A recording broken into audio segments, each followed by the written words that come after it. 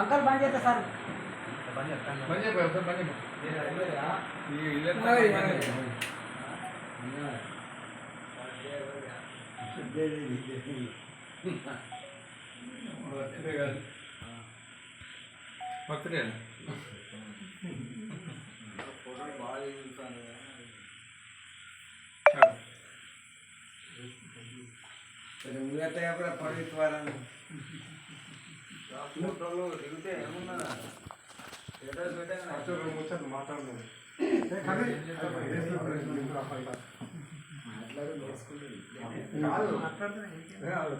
అందరూ దగ్గరుంటే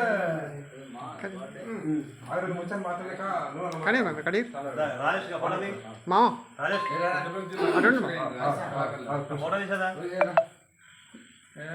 జై శ్రీరామ్. జై శ్రీరామ్.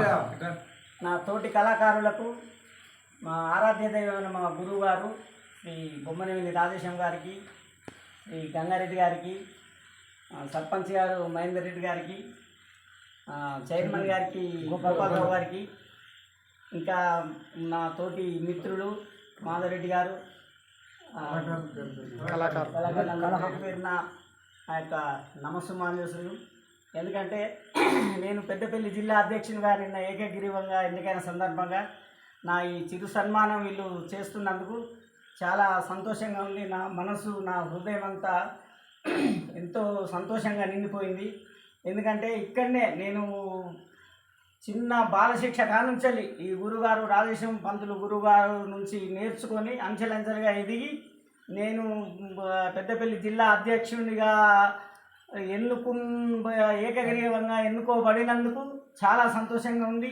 నా టీం సభ్యులందరూ నాతో ఇంత అన్నదమ్ములుగా ఇంతవరకు మెదులుకుంటూ ఎంతో నాకు చేదోడు వాదోడుగా ఉంటూ నన్ను ఎంతో బలపరిచింది. వీళ్ళందరికీ నేను ఎప్పటికీ రుణం తీర్చుకోలేను.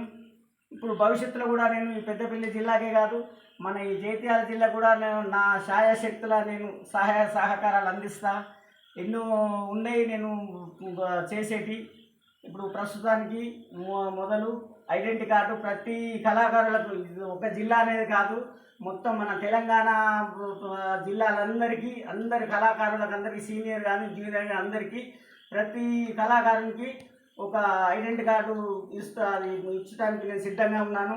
తర్వాత మెడికల్లో కూడా హాస్పిటల్ ఒక పెద్ద పిల్ల ఇక్కడ జైత్యాల కరీంనగర్లో రెండు హాస్పిటళ్ళు ఎన్నుకోబడుతున్నాయి.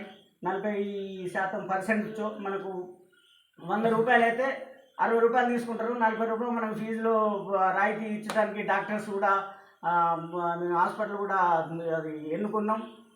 వాళ్ళతో కూడా సంప్రదించినాం. త్వరలో అవి కూడా చేస్తాం. మళ్ళీ ఇంకా పెన్షన్ కూడా ప్రతి కళాకారునికి ఏజ్ బారానికి 60 సంవత్సరాలు దాటిన తర్వాత ప్రతి కళాకారునికి వాళ్ళకి పెన్షన్ మన గవర్నమెంట్ నుంచి వెళ్ళి వాళ్ళ ముక్కు పిండి అయినా కానీ మా కళాకారులందరికీ ఇప్పించడానికి మేము సిద్ధంగా ఉన్నాం. ఇంతవరకు నన్ను ఆదరించినందుకు మీకు కృతజ్ఞతలు.